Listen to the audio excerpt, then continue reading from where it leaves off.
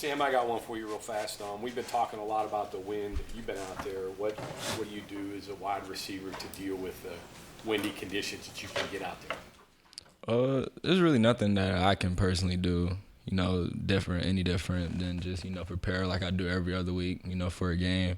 I mean, a lot of that has to do with, the quarterback and the plays we call of getting the ball down the field and how the wind affects his throwing. Sam James, special teams real quick.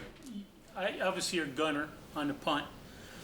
Do you enjoy that? Not every wide receiver would relish that role. Yeah, I kind of enjoy it because I'm fast, so just getting down there fast. Like I don't really get touched off the line from their jammers and stuff. So it's just fun running down there, making the punt returner for a catch every time. So. You always been a good tackler. I mean, because again, that's something not all wide receivers do well. I mean, I played a little defense in high school, so I guess that kind of carried over to now being able to make a tackle. But we also work on tackling, in practice and stuff. Like we'd do a swap period where we would go down and, the offensive skill tackle and work on tackling.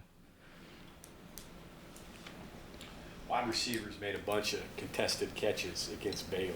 I think best overall performance for the group this year maybe? Yeah, just being consistent. All of us was consistent, catching balls and making those contested, tough grabs. So, just being consistent. That's the thing that helped us, able to, make those catches and concentrate more. Sort of similar to the special teams, blocking as a wide receiver. The run game's been very good this year, and a lot of it is because wide receivers blocking downfield. Was that a learned thing for you guys when you were younger and you've progressed, or how much better are you now? Yes, it definitely is a learned thing because when I first got here, I'm like, I got a block. I thought, they recruited me, to catch passes and stuff. But then, after, going down the road, practicing and learning, watching games and watching, NFL guys block, like, oh, this is part of the game. Like, we got to, start doing this to help us. Because, if we don't block at the second level, like, a lot of the big runs you see won't happen. Because, the DBs and safeties that make those tackles or, attempt to make those tackles. So, just blocking downfield helps the, team in general. Was it Preston Fox that got that block on Tony's touchdown? Yeah, Did he it take was. out two guys? Yeah, he did. Talk about that a little bit. Little guy like him taking out two guys. Yeah, it's called a force block, in our terminology. So, like, on a runs like that, he has to go get the safety. And so, he usually takes two because the corner is probably locked onto him. So, he'll follow him because, corners aren't very, smart. So, he'll probably follow him in there. So, he's basically blocking two after just, blocking one.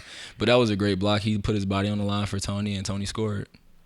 Harder for you? I mean, Caden and Bryce are both big guys, so yeah. I would think blocking for them is easier. Is it tougher for a skinny guy? Nah. I mean, I usually set up my blocking on my route, so, like, the DB never really knows, like, when I'm about to block or when I'm about to run routes. So, I always had that advantage on them, so. Sam, what is it about the last couple of years, West Virginia, Texas Tech, it seems like it's always come down to the last quarter. Is there anything about the way these two teams are matched up that it comes down to, maybe who makes a play in the fourth quarter? Really, I don't know. Texas Tech has had our number for, the past couple of years, but it's not necessarily like they're a tough team, to play, but, like, it's just their offense. Like Dante said earlier, like, they want to pass the ball. They want to run, like, a lot of plays. Like, past game, they ran, like, over 100 plays. That's absolutely absurd to me, to be honest, to run that many plays in a game. But it's just, keeping up with them because, they want to score. They want to get the ball down the field. So it turns out into a shootout, honestly. So it does come down to the last possession who, like, eliminates the most mistakes. It does turn into, heck, Thursday was kind of a shootout. Yeah. If it turns into something like that, is that fun?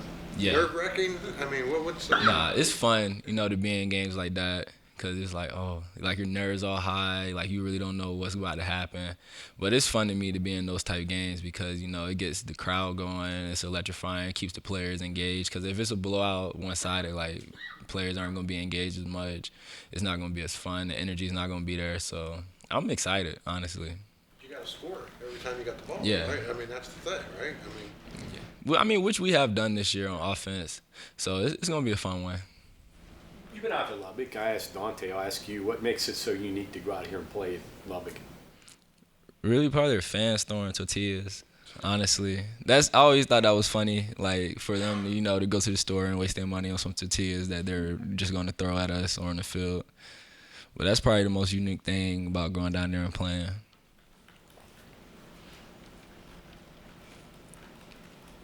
Anything else for Sam?